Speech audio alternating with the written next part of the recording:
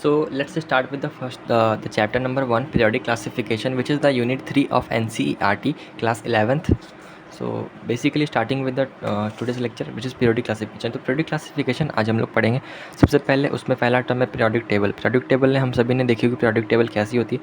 अगर आप नहीं देखी तो आप NCERT में देख सकते हो. तो NCERT में periodic table दी हुई है पेज नंबर 74 और 79, आई थिंक 79 में periodic table दी हुई है एक, बट वो डिफरेंट periodic table है. तो चलो हम लोग अपनी नोट्स से देखते हैं. दैट इज़ ये नोट्स आपको सभी जगह काम देंगे एग्जामिनेशन में. You can score full out of full from this notes. And या I have made this note with a full pack NCERT plus JEE syllabus oriented, and we have also questions, PYQs and everything in this video. That will I have you can see that I have also the PYQ and a good notes, and you can see that this is the periodic table.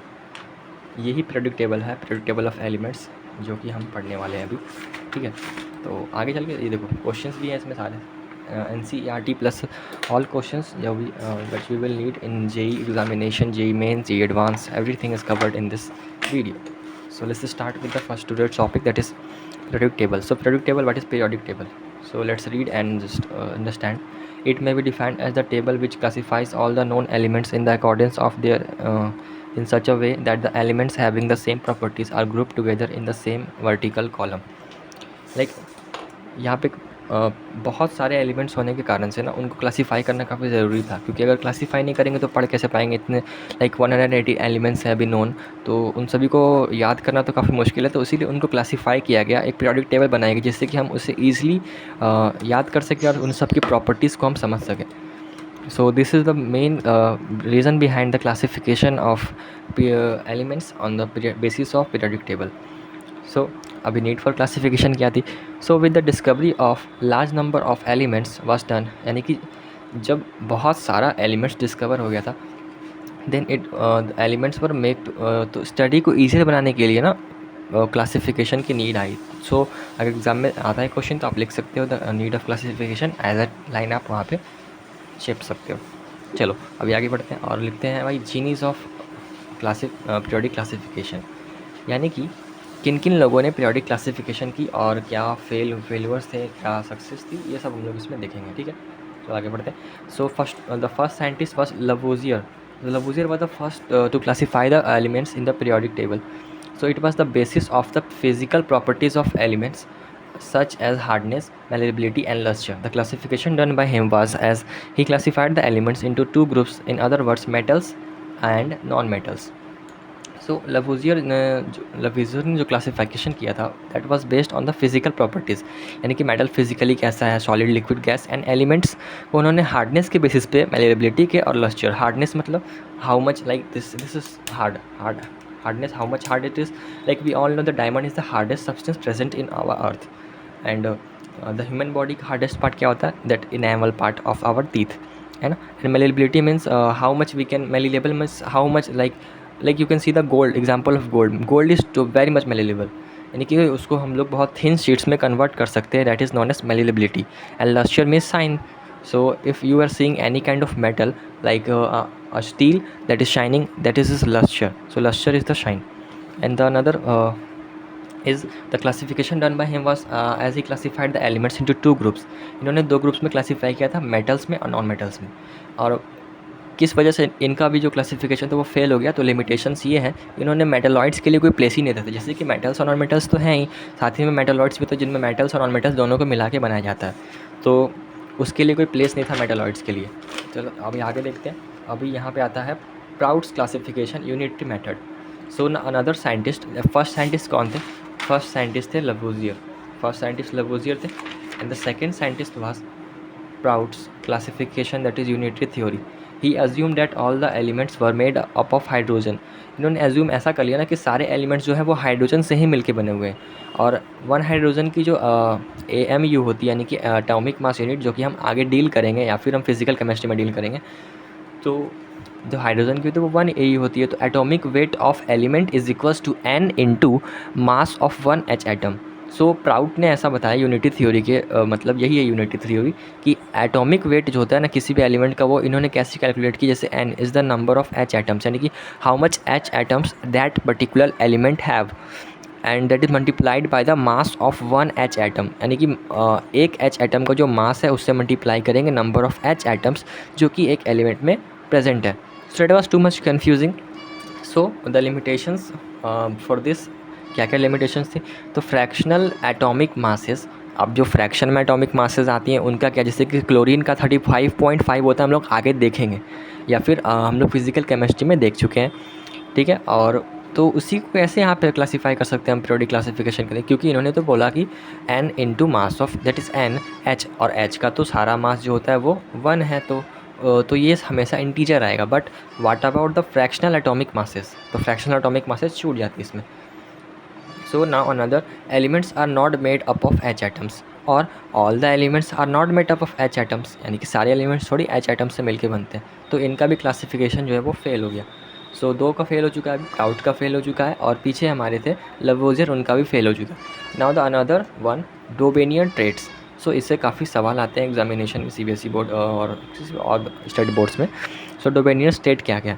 अभी डोबेनियन state यानी कि डोबेनियन ने triad दिया था. What were the triads? चलो देखते हैं. सो यहाँ पे देख पा रहे हो अरिथमेटिक मीन्स से कुछ रिलेटेड चीज़ें हैं, तो वो मैंने यहाँ फॉर्मूला लिख दिया. चलो, अभी Dobereiner classified the elements into groups of 3 elements with similar properties in such a manner so that the atomic weight of the middle element was the arithmetic mean of the other two. अभी डोबेनियर ने classify ऐसे किया ना कि उन्होंने क्या किया कि उन्होंने 3 के ट्राइट्स बनाए. ट्राइट्स यानी कि ट्राइट्स मतलब क्या होता है, 3 का पेयर बनाया. 3 पेयर तो नहीं बोलेंगे, बट 3 का ग्रुप बनाया. 3 का ग्रुप बनाया जो कि सिमिलर प्रॉपर्टीज़ रखते हों, in such a manner so that the atomic weight of the middle was the arithmetic mean, यानी कि जो मिडिल, जैसे कि A, B and C 3 elements हैं. अभी 3 एलिमेंट्स हैं, और ये जो B है ना, ये इन दोनों को जोड़ करके जब A + C/2 करेंगे ना, तो वो B के बराबर इक्वल आ रहा हो, तो वो इन्होंने अपनी ट्रेड्स में रखा. तो यही डोबेनियर की क्लासिफिकेशन थी. तो यही यहाँ पे लिखा हुआ है कि atomic weight of the middle element was the arithmetic mean of other 2. तो एग्जांपल में जैसे कि lithium, sodium and potassium. So lithium, sodium, potassium. अभी लिथियम एंड सोडियम का मास अगर हम जोड़ेंगे तो वो लिथियम और पोटेशियम का मास अगर हम जोड़ेंगे तो वो सोडियम के इक्वल आता है. व्हाट इज़ मास? यानी यहाँ पे एटॉमिक वेट की बात की जा रही है. एटॉमिक वेट, मास और वेट केमिस्ट्री में इक्वल ही होते हैं, इसीलिए हम लोग दोनों को बोल सकते हैं. अब इसकी लिमिटेशंस क्या क्या थी? So limitations, it was helpful in grouping some elements with similar characteristics together, but he could not arrange all the elements known at that time into traits. मतलब ये तो हेल्पफुल तो था ही कि हम लोग कुछ एलिमेंट्स को ग्रुप कर पाए एक साथ with the similar characteristics together, तो ये बाकी दोनों से तो अच्छा ही था. But the problem in this was that the elements known at that time, तो उन्होंने तो वो ट्रेट में रख दिया, बट ऑल द एलिमेंट्स को अरेंज नहीं कर पाए थे अपने ट्रेट में. Now another scientist, the fourth one comes that the name of the fourth one is Newland's law of octaves. So Newland's law of octaves. So Newland was a scientist that gave his that is this classification of elements on his periodic table, that is in 1865 में Newland ने दिया. तो 1865 Newland found that if the elements were arranged in increasing order of their atomic weights, the properties, now let me turn the pages, of every 8th element were similar to these of the first one. So अभी ये समझने में थोड़ा सा दिक्कत हो रहा होगा, बट समझ लेंगे हम लोग. ठीक है, तो न्यूलैंड जो है ना, उन्होंने ये बताया ना कि जो found that elements were arrange, यानी कि एलिमेंट्स को इंक्रीजिंग ऑर्डर में अरेंज किया गया था. देयर एटॉमिक वेट्स, यानी उनके atomic weights and the property of every 8th element were similar to those of the first. इसका मतलब ये जस्ट लाइक अ म्यूजिकल चीज़ों के जैसे नहीं, जैसे कि सा, रे, गा, मा, पा, धा, नी, and then we will go to the सा. तो यही इनकी क्लासिफिकेशन थी. जैसे कि इन्होंने जिस तरीके से एलिमेंट्स को अरेंज किया ना, जैसे कि जो पहला शुरू हो कर के जब 7 तक गया, देन दोबारा से जब 8th एलिमेंट आएगा ना, तो उसकी और फर्स्ट वाले की, यानी 8th element and the first element will have the same weight, atomic weights, है ना. Their atomic weights and the properties were totally same, यानी कि 8th और फर्स्ट की जो एटॉमिक वेट होगी और प्रॉपर्टीज़ होगी वो बिल्कुल सेम होगी according to the Dobereiner state. And Newland ने इनके जो कहा था इनको क्या कहा, लॉ ऑफ ऑक्टेव्स. ऑक्टेव्स मतलब 8. So you can relate with, अगर क्वेश्चन आता है what was the term coined by Newland, so the Newland coined the term law of octaves. So he classified as lithium, beryllium, boron, carbon, nitrogen, oxygen and fluorine.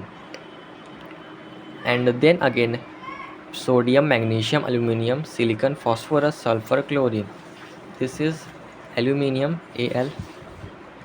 So the first one and the eighth one will have the same atomic weight and the properties exactly same. And what was the limitations? Absolutely that will have the limitation because he is bonding the elements with some of the little bit criteria.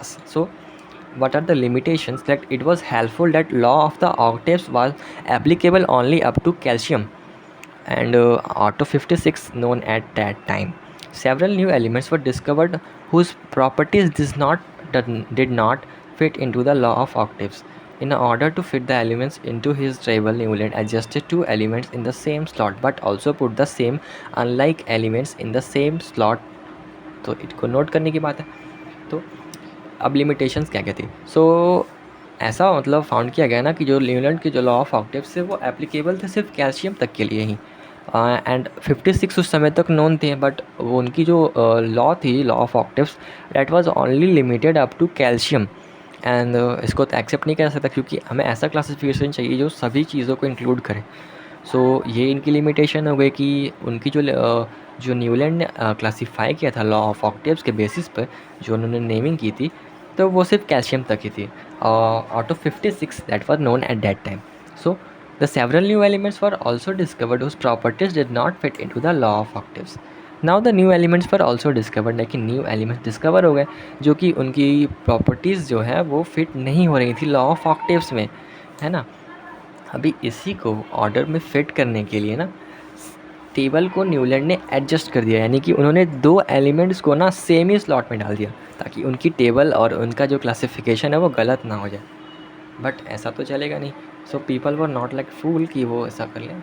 But उसके बाद भी some unlike elements in the same slot डालने के बाद भी उनका classification सही नहीं हो पाए, तो फिर उसके बाद वो नहीं दिखे. नाउ अनदर वन साइंटिस्ट, यानी कि बस अब ज़्यादा नहीं है, बस ये fifth one scientist, Lothar Meyer curve. Lothar Meyer ने ना एक कर्व प्लॉट किया था, the curve plot between the atomic wait and the atomic volume of different elements, यानी कि अलग अलग एलिमेंट्स के बीच में ना उन्होंने क्या किया कि उनके एटॉमिक वेट और एटॉमिक वॉल्यूम के बीच में कर्व जो है वो बनाया, graphical curve. And the elements having the similar properties occupy the similar position at the curve. अभी आपको समझ नहीं आ रहा, देखो. तो उन्होंने क्या किया, जो सिमिलर प्रॉपर्टीज़ थे वो ऑक्यूपाई करेंगे similar position on the curve. What is like that, an atomic volume is equals to atomic mass upon density. Atomic mass upon density.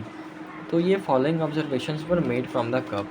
Like what were the observations made from the curve? You can write as like as alkali metals occupy the peak positions on the curve like lithium, sodium, potassium, rubidium, cesium, and alkaline earth materials like beryllium, magnesium, calcium, Sr, Ba occupy the descending positions on the curve.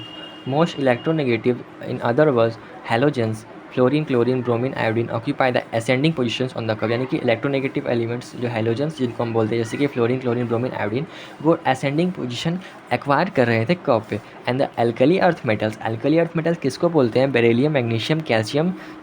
And इसको हम लोग लिखेंगे, आपको ऐसा कुछ मतलब pressure लेने की जरूरत नहीं, but we will write it as. And alkali metals occupy the peak positions on the curve. Peak positions were occupied by the alkali metals that are lithium, sodium, potassium, rubidium, cesium, and etc. Most electronegative elements like halogens, fluorine, chlorine, bromine, iodine occupy the ascending positions on the curve. The transition metals occupy bottom part of the curve. It means the transition metals occupy the bottom part of the curve. It means the transition atoms occupied the bottom part of the curve. And what are the limitations? What were the limitations of the Lothar-Meyer's periodic table? So it was insufficient in comparison to the Mendeleev's periodic table, which was published in the same year. It means the Mendeleev also published a periodic table that was much more better than the Mayer's periodic table, and that were both published in the same year. So what was the, you can the question can also come in the examination, that which two scientists published the same theory, some same classification of elements? So Mayer and Mendeleev. So it is easy to remember, like Mayer's and Mendeleev's both released their or published their periodic classification or periodic table in the same year. So there was no empirical or logical basis of the classification. Such values are difficult to remember. यानी कि ऐसे values को remember करना तो काफ़ी difficult होगा graph पे. So this is not a good classification system. Now comes with the Mendeleev. That was a good classification system. Mendeleev's periodic table, which was arranged on the basis of atomic weight.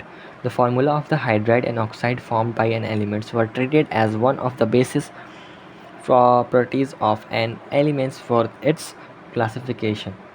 देखिए formula जो hydride और oxide का होगा ना bye N elements, उनको treat किया जाएगा basis of properties of an element, यानी कि एलिमेंट्स की प्रॉपर्टीज़ क्या होंगी उनके बेसिस पर. अभी मेंडलीव पीरियोडिक लॉ जो था वो क्या था वो देख लेते हैं हम लोग. So Mendeleev periodic law, the physical and the chemical properties of the elements are as a function of their atomic masses. यानी कि जो फिजिकल और केमिकल प्रॉपर्टीज़ हैं वो एलिमेंट्स की जो फंक्शन है उनकी एटॉमिक मासेस की. The elements with the similar characteristics were present in the vertical columns or groups.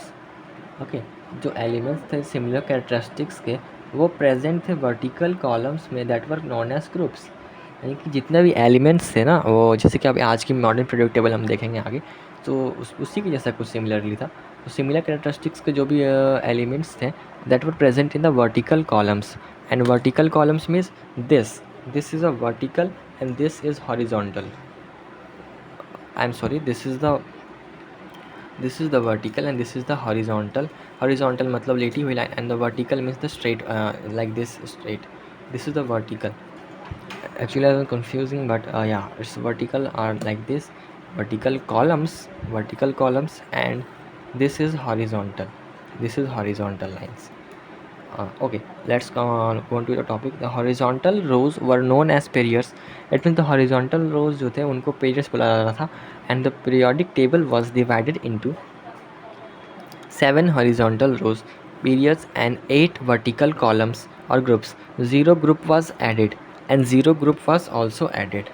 Now Mendeleev's merits of the Mendeleev's periodic table. What are the merits of the Mendeleev periodic table? हम लोगों ने काफ़ी सारी बातें कर ली कि क्या गलती थी क्या कमी थी, बट अब हम मेरिट की बात करेंगे मेंडलीव की पीरियोडिक टेबल, क्योंकि इसमें था.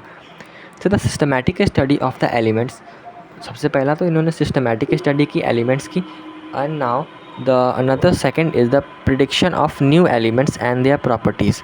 इट मीन्स इन्होंने प्रिडिक्ट किया नए एलिमेंट्स को और उनकी प्रॉपर्टीज़ को उनके डिस्कवर होने के पहले ही. That is a very good thing. ना अब इन्होंने कैसे प्रिंट किया था ये देख लेते हैं हम लोग, है ना. ये देखो इन्होंने कैसे लिखा था. एका एल्यूमिनियम जो कि इन्होंने प्रिंट किया था और वो बाद में जा कर के गैलियम बना. एका सिलिकॉन जो कि जर्मेनियम बना. Eka boron that is converted into scandium.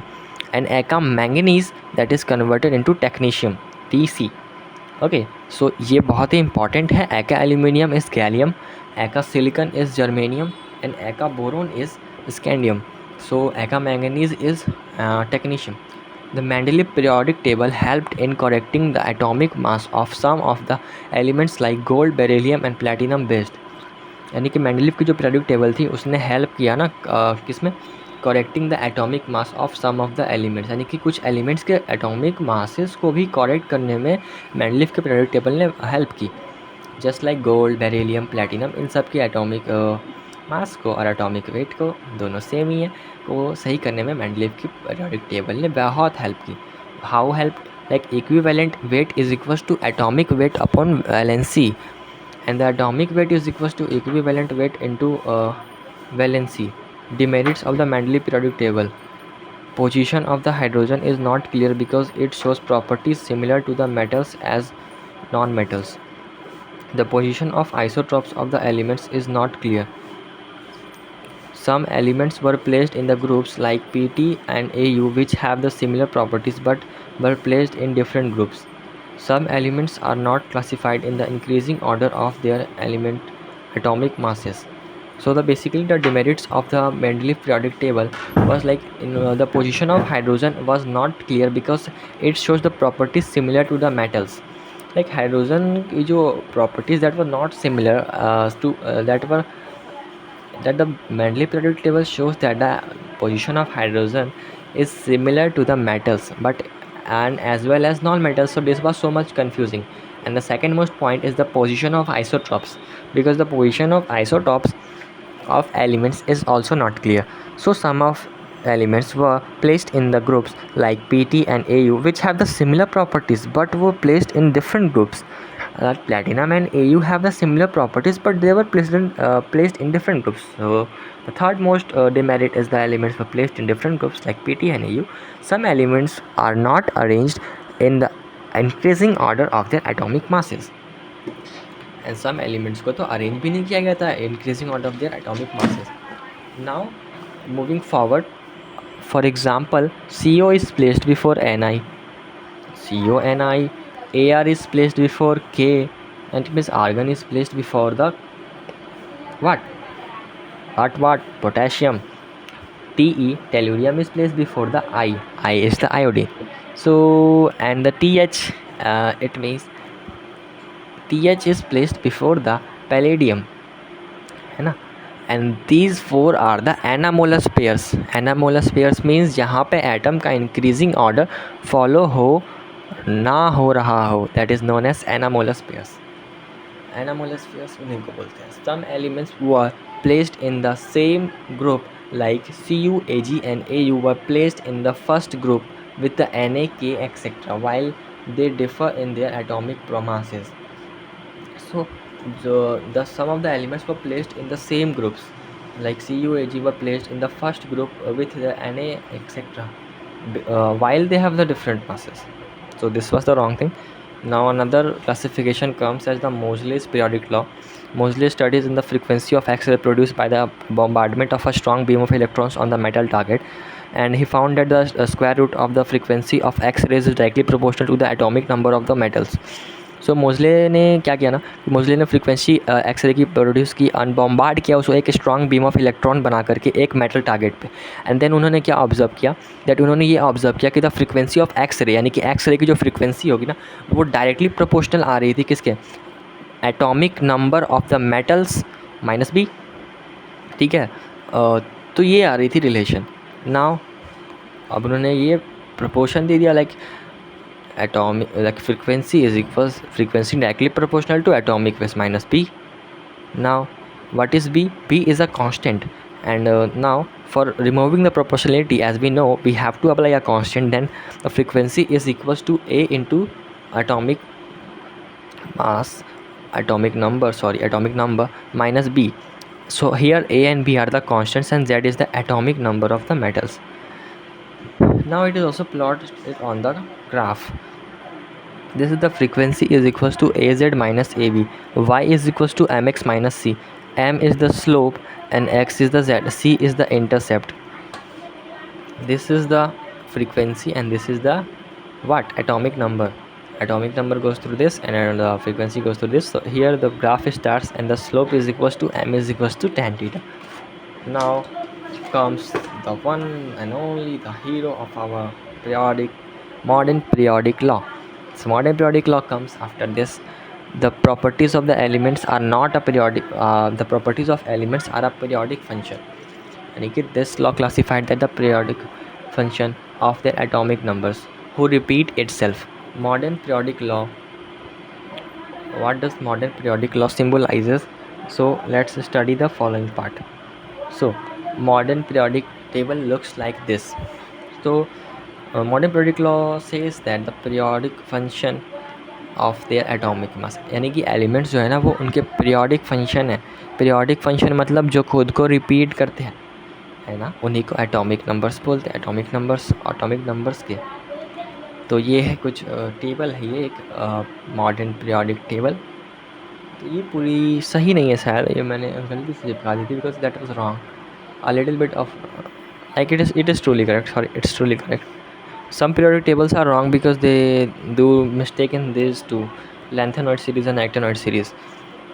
Now studies the main and the most important topics.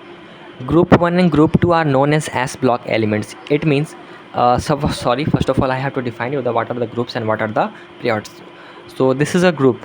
The vertical, I have explained before, like this is the vertical one is known as column. The vertical one known as the columns, and the columns are called as groups.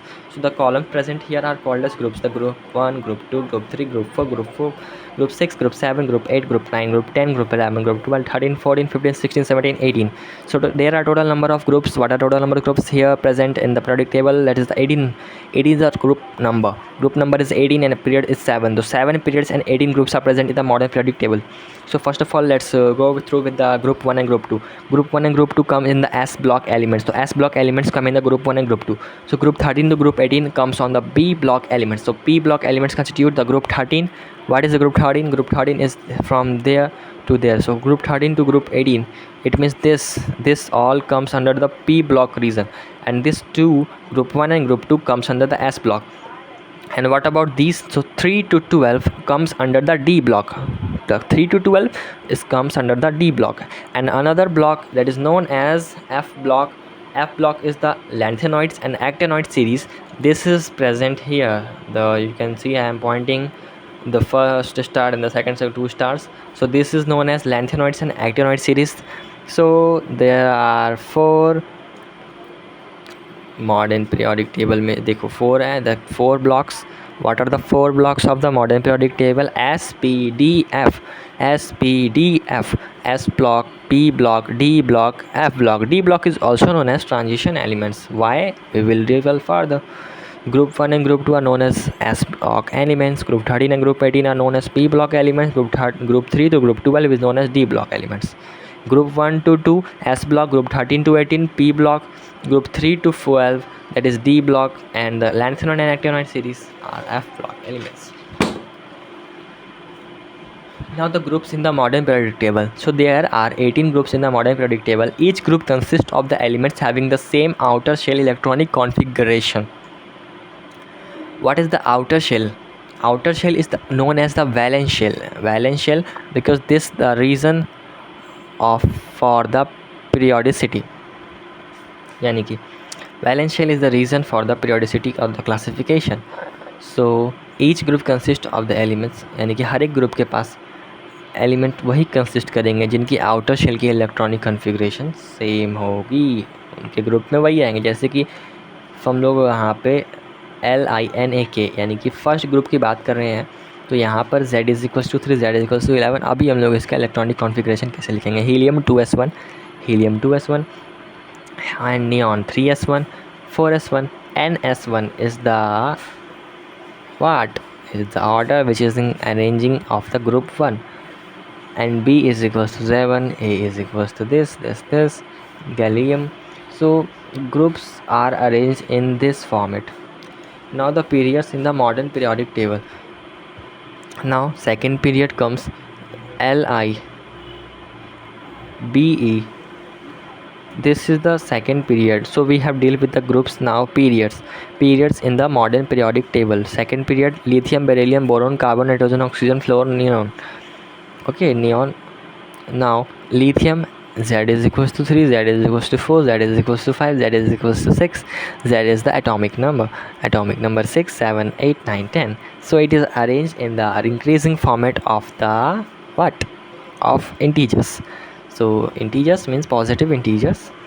Now lithium is equals to He2s1 and helium 2s1, and beryllium is equals to He2s2, and the boron is equals to 2s2 in 2p1, and the carbon 2s2 2p2, and the nitrogen 2s2 2p3, and the oxygen 2s2 2p4, and the fluorine is 2s2 2p5, and the neon is 2s2 2p6. Oh, I'm sorry, you are not able to see that particular things. So each period represents the number of shells of energy level present in an atom of the element. Total number of periods 7. जिस period के element है उसका energy level. Now the last topic of the today's class is nomenclature of the elements with the atomic number greater than 100. अभी 100 से ऊपर जो elements हैं उनका हम लोग नोमेनक्लेचर कैसे करेंगे एलिमेंट्स का वो देख लेते हैं. That is very easy, very very easy. इस टेबल को आप समझ लोगे, आप बना लोगे सारे को. ठीक है, मैं भी आपको बनवा के दिखाऊंगा. आप बस पेन कॉपी लेकर तैयार रहो. लाओ, 0 के लिए जो नेम आएगा वो नील आएगा, एंड 1 के लिए जो नेम आएगा वो अन आएगा. 2 के लिए जो नेम आएगा वो बाई. 3 के लिए ट्राई. 4 के लिए क्वाड. 5 के लिए पेंट. 6 के लिए हेक्स. 7 के लिए हेप्ट, एंड 8 के लिए ऑक्ट, एंड 9 के लिए एन. इसको आप कम से कम 2 से 3 बार रफ कॉपी पे प्रैक्टिस करके लिख लो, आपको रिमेंबर हो जाएगी. नहीं होती है तो और लिखो. एंड अब इसके लिए एब्रिविएशंस क्या क्या आएंगी. सो 0 के लिए नेम तो नील आएगा, एंड एब्रिविएशन एन आएगा, जस्ट द फर्स्ट अक्षर, द फर्स्ट लेटर. एंड 1 के लिए अन और यू. 2 के लिए bi and B is the abbreviation. 3 के लिए tri and T is the abbreviation. 4 के लिए quad and Q is the abbreviation. And 5 के लिए pent and P is the abbreviation. 6 के लिए hex and 7 H is the abbreviation. 7 के लिए sept, S is the abbreviation. Just like this. Now अभी 1, अभी हम लोग इसका देख लेते हैं. देखो, z is equal to 101. z is equal to 101. अभी इसका हम लोग कैसे नेम करेंगे नोमेनक्लेचर. नेमिंग नहीं होता नोमेनक्लेचर बेसिकली. सो 1 है तो नील लगा दो, 0 है 1 है तो अन लगा दो, एंड 0 है तो नील लगा दिया, फिर 1 फिर अन. तो अन नील अन और लास्ट में एम. ये हर एक पार्ट में जोड़ दो, बस आपका बन गया nomenclature. Yes, and you can name जितने भी एलिमेंट्स आएंगे ना 100 से बड़े, तो आप उन सभी का नोमेनक्लेचर कर सकते हो. यस, एग्जांपल्स दिए हुए हैं, आप देख सकते हो. चलो अब कुछ क्वेश्चन कर लेते हैं. तो symbol for the elements 114. We 114 के लिए क्या होगा.